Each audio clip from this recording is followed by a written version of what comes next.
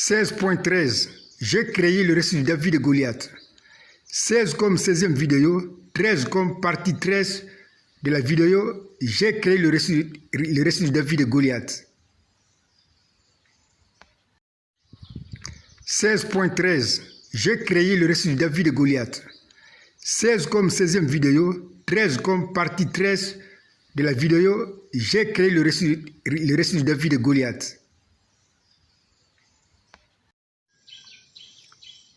L'auteur de la Bible continue à dicter. Maintenant, nous allons parler de mon projet de mourir moi-même pour les péchés de mon peuple comme un sacrifice. Je répète ceci. Nous allons parler de mon projet de mourir moi-même pour les péchés de mon peuple comme un sacrifice. Projet que j'avais bien caché dans la bouche même de Goliath. Je répète ceci. Nous allons parler de mon projet de mourir moi-même pour les péchés de mon peuple comme un sacrifice. Projet que j'avais bien caché dans la bouche même de Goliath.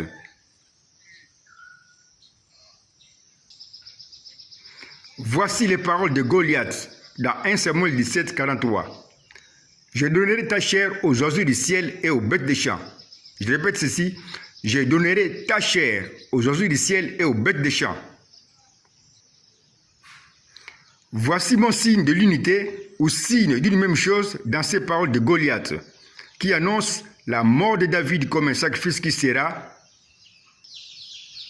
mangé à la fois par les oiseaux du ciel et les bêtes des champs.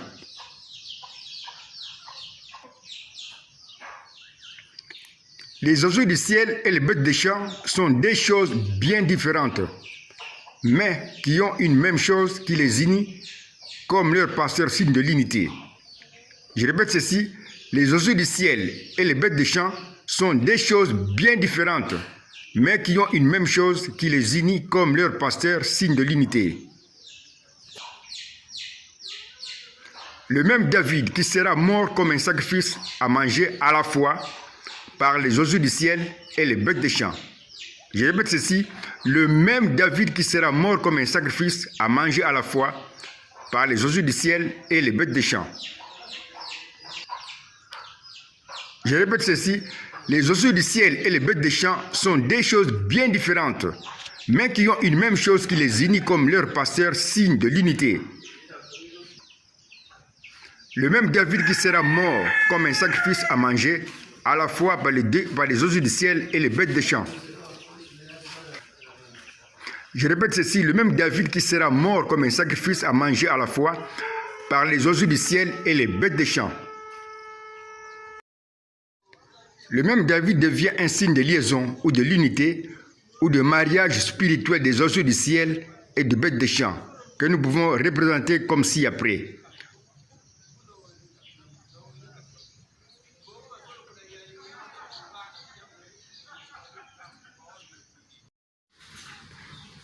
Nous venons de trouver un schéma de prophétie écrit dans ma pensée, dans ma propre langue, qui sera inconnu aux anges que je vais créer.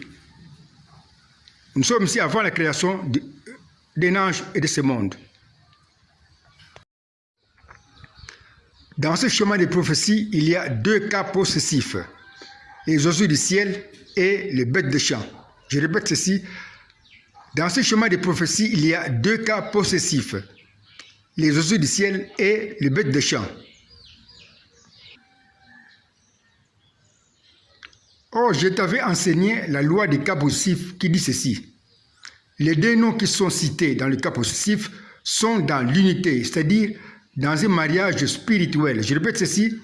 Je t'avais enseigné la loi des cas possessifs qui dit ceci.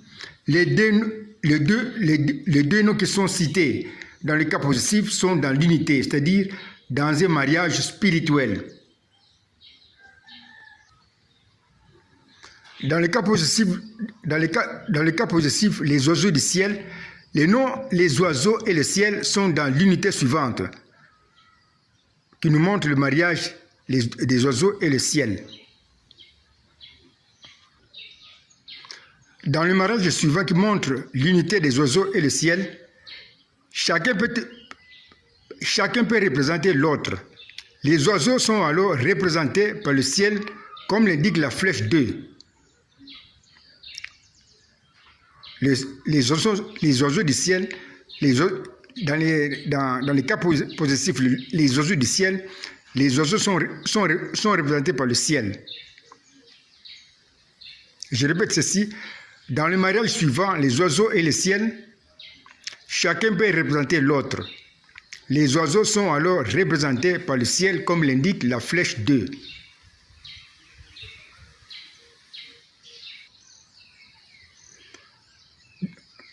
Dans le cas positif suivant, les bêtes de champ, nous avons l'unité suivante qui montre le mariage spirituel de bêtes et le champ. Les bêtes sont représentées par le champ, comme l'indique la flèche 2. Parce que quand il y a un mariage, l'un des mariés peut représenter l'autre. Je répète ceci, dans les cas positifs suivants, les bêtes des champs, nous avons l'unité suivante qui montre le mariage spirituel des bêtes et des champs. Les bêtes sont représentées par le champ, comme l'indique la flèche 2.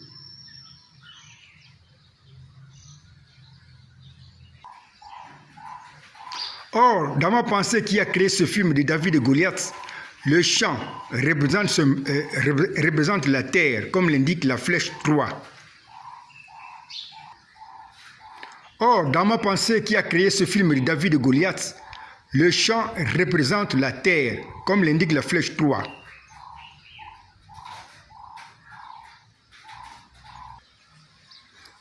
Finalement, nous avons l'unité du ciel et de la terre en bas du schéma, comme le montre le schéma en bas. Nous avons en bas l'unité du ciel et de la terre. Ma pensée sera plus claire dans le dernier schéma.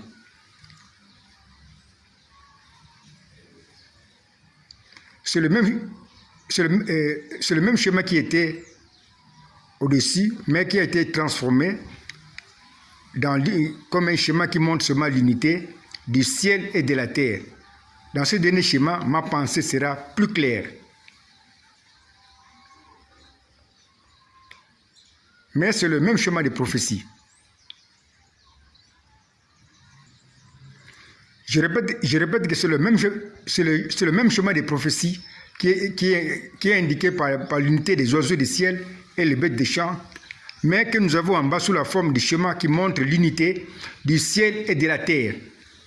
Ma pensée dans ce dernier schéma est plus claire.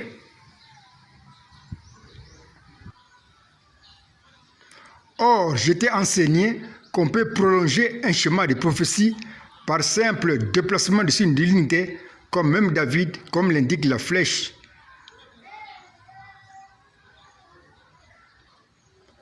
Je répète ceci, on peut prolonger un schéma de prophétie par simple déplacement du signe de l'unité, comme même David, comme l'indique la flèche. On a un schéma qui montre l'unité du ciel et de la terre, mais qui sera prolongé par simple déplacement du signe de l'unité, même David. C'est la loi qu'il t'avait enseignée.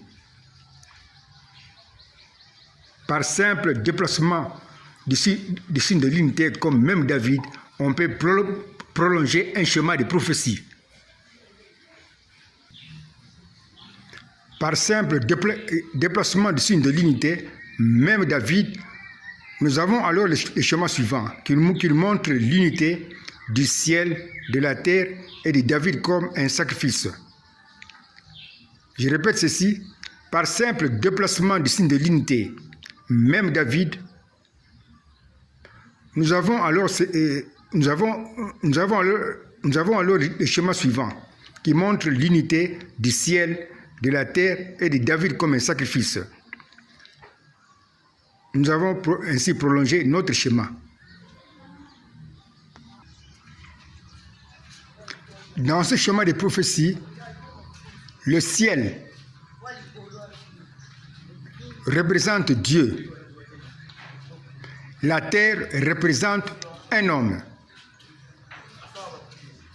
David comme un sacrifice représente le Messie qui va mourir comme un sacrifice, selon la promesse de Goliath. Je répète ceci. Dans ce chemin de prophétie, le ciel représente Dieu. La terre représente un homme. David comme un sacrifice. David comme un sacrifice représente le Messie qui va mourir comme un sacrifice, selon la promesse de Goliath.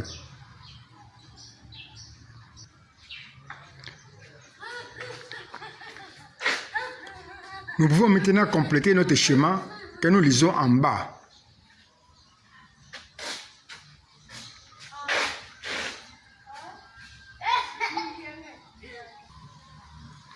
Voici la prophétie que nous lisons en bas du schéma. Dieu qui est représenté par le ciel sera un homme qui est représenté par la terre. Mais quel homme? Un homme qui va, comme David, mourir comme un sacrifice. Je répète ceci. Voici la prophétie qui est donnée par le schéma. Dieu qui est représenté par le ciel sera un homme qui est représenté par la terre. Mais quel homme? Un homme qui va, comme David, mourir comme un sacrifice. Et comme cela est représenté par le sacrifice de David, qui va rassembler les oiseaux du ciel et les bêtes de la terre qui viendront manger David, le Messie qui va mourir comme un sacrifice va rassembler les habitants du ciel qui sont représentés par les oiseaux du ciel et les habitants de la terre qui sont représentés par les bêtes de la terre. Je répète ceci, le Messie qui va mourir comme un sacrifice va rassembler les habitants du ciel qui sont représentés par les oiseaux du ciel et les habitants de la terre qui sont représentés par les bêtes de la terre. Le Messie sera alors un signe de liaison ou de l'unité du ciel et de la terre qui étaient séparés, c'est-à-dire un signe de réconciliation ou de rencontre de Dieu et de l'homme qui était séparé depuis le péché d'Adam. Je répète ceci. Le Messie sera alors un signe de liaison ou de l'unité du ciel et de la terre qui étaient séparés, c'est-à-dire un signe de réconciliation ou de rencontre de Dieu et